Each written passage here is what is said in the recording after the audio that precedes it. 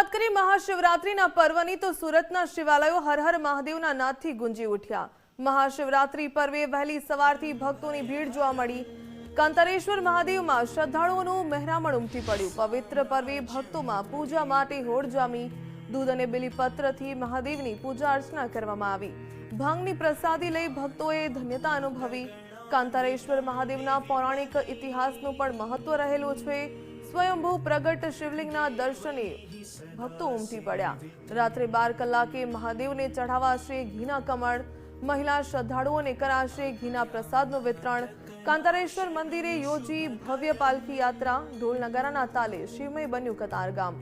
महादेवनी प्रतिमा बनी आकर्षणનું केंद्र। पालकी यात्राમાં मोटी संख्याમાં भक्तो जोડાયા।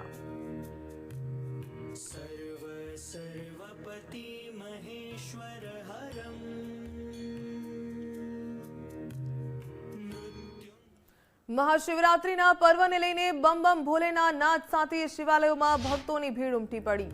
વડોદરા જિલ્લાના કાયાવરોહણ ગામ ખાતે આવેલું ગુજરાતનું કાશી ગણાતું પ્રસિદ્ધ લકુલેશ મંદિર પણ આ દિવસે ભક્તોથી ઉભરાઈ ગયું હતું।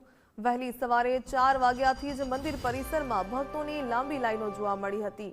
મહાશિવરાત્રીના પાવન પર્વને શુભ યોગને કારણે માત્ર ગુજરાત જ નહીં પરંતુ અન્ય રાજ્યોમાંથી પણ हजारों भक्तों लकुलेश भगवानना दर्शन माटे पहुंच्या हता। मंदिर प्रशासन द्वारा आ खास दिवसे खास विशेष पूजानुं पण आयोजन करवामां आव्युं। कायावरोहण आप सौ जानो छो, ना जानता हो त्यानी ओळख आपू। भारतना 68 तीर्थोनुं आ महातीर्थ छे। कायावरोहण एटले सतयुग, त्रेता अने द्वापर अने कलियुग थी आ नगरी वसेली छे अने तेनु अखंड नगरी छे।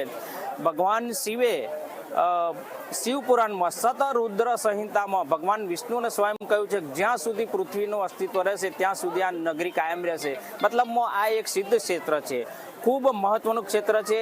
અહીંયા શિવની પૂજા, મોટા મોટા યજ્ઞો થાય છે। કાયાવરોહણમાં મહાશિવરાત્રિના દિવસે રાત્રિના 4 પ્રહરનું પણ પૂજન થાય છે, જેનું વર્લ્ડ વાઇડ આપણે લાઈવ ટેલિકાસ્ટ કરીએ છીએ। આ એક મહત્વની ભૂમિ છે। શિવરાત્રિના દિવસે અહીંયા લગભગ 25 થી 30 હજાર માણસોને આપણે ફરાળ અને જમવાની પણ વ્યવસ્થા થયેલી છે।